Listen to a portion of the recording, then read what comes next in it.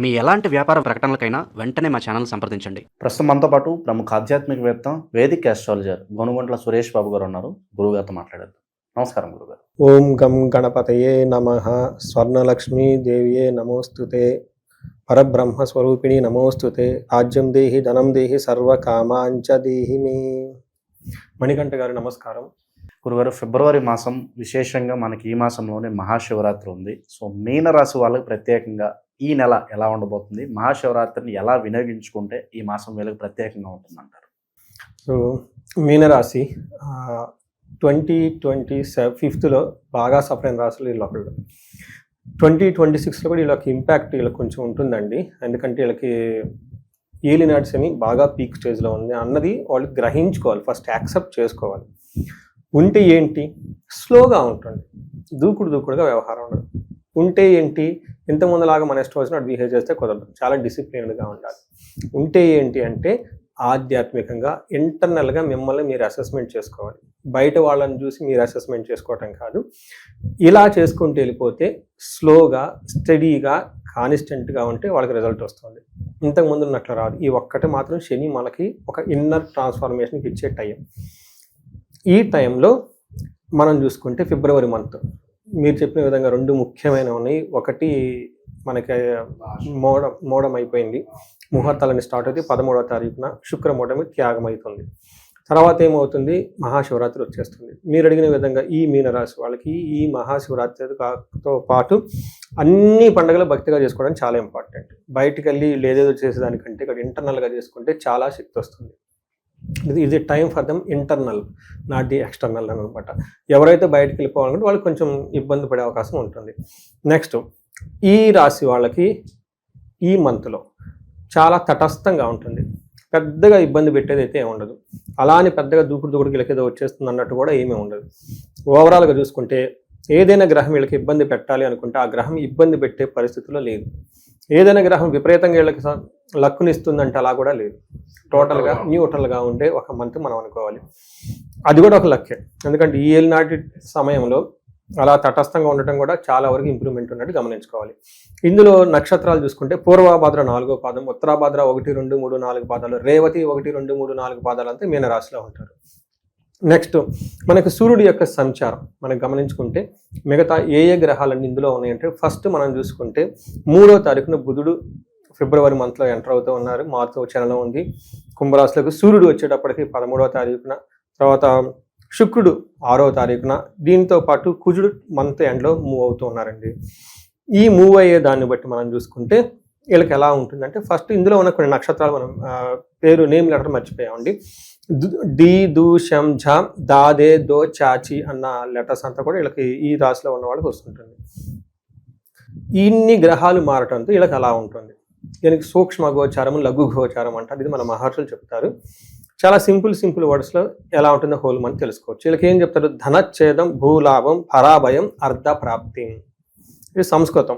Meaning ఏంటంటే ధనచ్ఛేదం అంటే ఫైనాన్షియల్గా లాస్లు వచ్చే అవకాశం ఎక్కువగా ఉంటుంది, కానీ వీళ్ళ అదృష్టం బాగుంటే లాస్లు కాదు. తర్వాత భూలాభం, విపరీతంగా భూలాభం వచ్చే అవకాశం ఖచ్చితంగా ఉంటుంది. వీళ్ళకి కుజుడు బాగా యోగ్యతనిస్తూ ఉన్నాడు. నెక్స్ట్, పరాభవం, ఎవరైతే వీళ్ళని అవమానించాలని ప్రయత్నాలు చేస్తారో వీళ్ళు ఏమీ చేయలేరు. నెక్స్ట్, వీళ్ళకి అర్ధ ప్రాప్తం, ధనం విపరీతంగా రావాల్సి ఉంది కానీ అది ధనం వీళ్ళకి అందదు.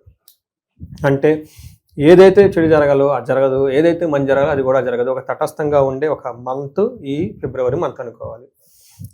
ఇందులో మనం డీటెయిల్డ్ కనుక చూసుకుంటే ఏమవుతుందంటే వీళ్ళకి 12వ స్థానంలో సూర్యుడు ఉన్నాడండి. జన్మరాశికి 12వ స్థానంలో సూర్యుడు ఉంటే జనరల్గా అండర్ నార్మల్ కండిషన్స్లో ఏమవుతుందంటే స్వస్థాన నాశనం చైవ, బంధురోగ ధనవేహ, ప్రాణ పర్యంత మా పత్తిం అవమానం అని చెప్తారు. జనరల్గా ఈ టైంలో వీళ్ళకి ఉద్యోగాలు పోయే అవకాశాలు, అవమానాలు జరిగే అవకాశాలు, అయ్యో ప్రాణం పోతుంది అన్న ఒక ఫీలింగు, విపరీతంగా కొలీగ్స్తో వాళ్ళతో వీళ్ళతో అవమానం పడే సంఘటనలు జరుగుతుంది. ఇది ఎంత కలిపి పుట్టు గెదర్ స్వస్థాన నాశనం చేయవ అంటే వాళ్ళు ఏదైతే కనుక ఒక స్థితిలో ఒక పొజిషన్లో ఉన్నారో ఆ పొజిషన్ కోల్పోతారు వీళ్ళు నార్మల్గా. కానీ విపరీత వేద ఉండటంతో అవన్నీ అంతవరకు ఇలా వరకు రావు, ఇబ్బంది పెట్టేంత పరిస్థితి ఉండదు. కానీ ఎందుకైనా ఛాయలు ఉంటాయి కాబట్టి కొంచెం జాబ్ విషయంలో ఈ రాశి వాళ్ళు కొంచెం రెండు తగ్గి ఉంటే బెటర్. కొలీగ్స్తో కానీ ఇంకొకరితో కానివ్వండి కొంచెం సైలెంట్గా ఉండి వేరే వాళ్ళు అన్నా కానీ పెద్ద సీరియస్ అవ్వకుండా 2 స్టెప్పులు వెనక్కి తీసుకుంటే చాలా చాలా మంచిది. ఓవరాల్గా శత్రువులు అయితే వీళ్ళని ఏమీ చేయలేరండి, వాళ్ళ ఆటలు అక్కడే ఆగిపోతాయి.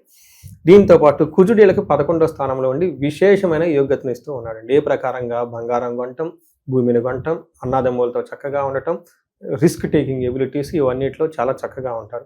వీళ్ళకి 11వ స్థానంలో కుజుడు ఉండటంతో మనకి మహర్షులు ఏం చెప్తారు, యత్న కార్యానుకూలత్వం అంటే ఏదైనా కనుక ప్రయత్నం చేస్తే కార్యం అనుకూలంగా ఉంటుంది. ఆరోగ్యం అర్ధలాభం, ఆరోగ్యం బాగుంటుంది, ధనం బాగుంటుంది, సంతోషంగా ఉంటుంది అని చెప్తూ ఉంటారు. నెక్స్ట్ వీళ్ళకి సక్సెస్ వస్తుంది, ధనం కూడా వస్తుంది. వీటితో పాటు వీళ్ళకి ఇప్పటిదాకా ఏదన్నా ఫైనాన్స్ విషయం దాచుకొని ఉంటే ఆ దాచుకున్న ధనం ఖర్చు అయిపోయే అవకాశం ఎక్కువగా ఉంటుంది, కేర్ఫుల్గా ఉండాలి. ఇది కుజుని వల్ల. లాస్ట్ మనకి శుక్రుని కనుక మనం చూసుకుంటే శుక్రుని వాళ్ళకి ఏమవుతుందంటే మిక్స్డ్ రిజల్ట్ చూపిస్తుందండి, కొంత బాగుంటుంది కొంత బాగోదు. బట్ శుక్రుడు వల్ల కూడాను రావాల్సిన ఏమైనా ప్రాబ్లమ్స్ ఉంటే అవి వీళ్ళకి జరగవు. బట్ జనరల్గా ఏం జరగాలంటే కష్టపడటం, తర్వాత భయపడటం, వ్యవసాయం కానీ బిజినెస్ లాంటిలో చేస్తే ఆటంకాలు వచ్చి సరైన ప్రాఫిట్స్ రాకుండా అవకాశం ఎక్కువగా ఉంటుంది, లాభాలు ఎక్కువగా రావు. కానీ విపరీత వేద కాన్సెప్ట్ ద్వారా శుక్రుడు కూడా తటస్థంగా ఉండి వీళ్ళకి అంత చెడు జరగకుండా కాపాడుతూ ఉన్నారు. ఒక రకంగా ఇటు అటు ఏది చేసినా కానీ తటస్థంగా ఉండటం లేదా కొంచెం ప్రాఫిటబుల్గా ఉండే అవకాశం వీళ్ళకి చాలా ఎక్కువ ఉందని గమనించుకోవాలి ఈ రాశి వాళ్ళండి. ఇక గురుగారు ఇంకా విశేషంగా బాగుండాలంటే ప్రత్యేకంగా ఈ నెల ఎటువంటి పరిహారాలు చేసుకోవాలి, అలాగే ప్రత్యేకంగా మనకి ఎగ్జామ్ సీజన్ నడుస్తుంది ప్రస్తుతానికి.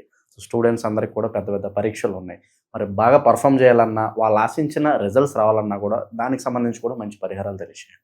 సో ఫస్ట్ నార్మల్ పరిహారం ఏమిటి, శనికి పిప్పలాద స్తోత్రాన్ని ప్రతి ఒక్కరు ఉదయం సాయంత్రం చదువుతూ ఉండాలి.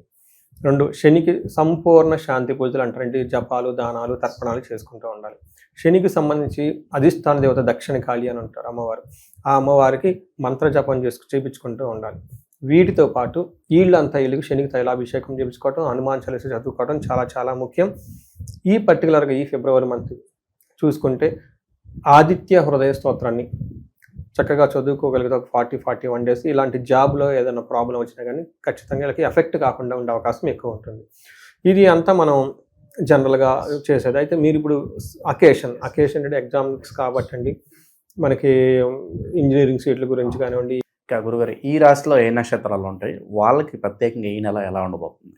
సో ఇందులో పూర్వభద్ర, ఉత్తరభద్ర, రేవతి 3 నక్షత్రాలు ఉంటాయండి. ఇందులో నక్షత్ర ప్రకారం చూసుకుంటే పూర్వభద్ర వాళ్ళకి ఫస్ట్ క్షేమంగా ఉంటారు, హ్యాపీగా ఉంటారు, లాభప్రదంగా ఉంటారు. ఉన్న ఊరు నుంచి కొంచెం దూరం వెళ్ళి ట్రావెల్ అయ్యి చేసే అవకాశం ఎక్కువగా ఉంటుందని గమనించాలి. తర్వాత ఉత్తరాభద్ర నక్షత్రాలకు లాభప్రదంగా ఉంటారు, క్షేమంగా ఉంటారు, సౌఖ్యంగా ఉంటారు, వస్త్రలాభం అంతా బాగుంది. బెస్ట్గా బాగా ఎంజాయ్ చేసే నక్షత్రం ఏదైనా ఉంటే ఉత్తరాభద్ర అని చెప్పుకోవాలి. ఒక్క విషయంలో కేర్ఫుల్గా ఉండండి, హెల్త్ కాంప్లికేషన్స్ ఉండే అవకాశం ఉంది. లాస్ట్లీ రేవతి వెరీ ఇంపార్టెంట్, వీళ్ళకి క్షేమంగా ఉంటారు, ఫారిన్ అలాంటివి వెళ్ళే వాళ్ళకి అవకాశం ఎక్కువగా ఉంటుంది, వస్త్రలాభం ఉంటుంది, క్షేమంగా ఉంటుంది. అతిగా భయపడే అవకాశం ఎక్కువగా ఉంటుంది, వీళ్ళకి ఏదో ఒక విషయంలో అతిగా భయపడే అవకాశం ఎక్కువ ఉంటుంది. కాబట్టి ఇది గమనించుకొని అంతగా పడవలసిన అవసరం అయితే ఉండదు. వీళ్ళకి ఇంటర్మీడియట్ 10th క్లాస్ ఈ తర్వాత ఇలా ప్రొఫెషనల్ కోర్స్కి ఎంటర్ అయ్యే వాళ్ళంతా చాలామంది ప్రిపేర్ అవుతూ ఉంటారు. వీళ్ళకి మా క్లయింట్లకి మేమేం చేస్తామంటేనండి 3 రకాల దేవతలు అంటారు విద్యకు సంబంధించి. ఒకటి మేధా దక్షిణామూర్తి, బాగా జ్ఞానాన్ని, శివుడికి సంబంధించిన అవతారం.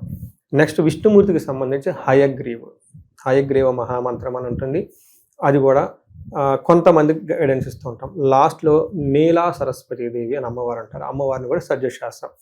ఎవరికంటే వాళ్ళ ఇండివిజువల్ జాతకం చూసి జాతకం ప్రకారం పంచమాధిపతికి సంబంధించిన దేవతని బట్టి వీళ్ళకి ఏ దేవత యొక్క హోమం చేస్తే బాగుంటుంది, ఏ దేవత యొక్క పాశుపతం చేస్తే బాగుంటుంది, ఏ దేవత యొక్క జపాలు చేస్తే బాగుంటుంది అని చేసి వాళ్ళకి హారోస్కోప్గా అనుగుణంగా గుర్తుండటానికి, గుర్తున్నదాన్ని రీప్రొడ్యూస్ చేయడానికి, ఆ తర్వాత ఈ ఎగ్జామ్ ప్రెషర్స్ అన్ని తట్టుకోవటానికి, ఎగ్జామ్స్లో మనకేమవుతుందంటే అండి ఈ సక్సెస్ మెయిన్ ర్యాంక్స్ అవన్నీ రావడానికి ఇవి మేము ఎన్నో చేయించున్నామండి. ఓకే, లాస్ట్ ఇయర్ అంతకుముందు ఇయర్ చాలా చేయించున్నాను అనమాట. ఎక్కువగా ఫిబ్రవరి, మార్చ్ అప్ టు మే వరకు చాలామంది చేయించుకుంటూ ఉంటారు. ఇలా మేధా దక్షిణామూర్తి హోమము లేదంటే పాశుపత అభిషేకం ఇవన్నీ చేయించుకుంటూ ఉంటే చక్కగా వాళ్ళు పెట్టే ఎఫర్ట్కి ఇవి యాడ్ అయితే ఇంకా 10 times రిజల్ట్ ఉంటుందండి.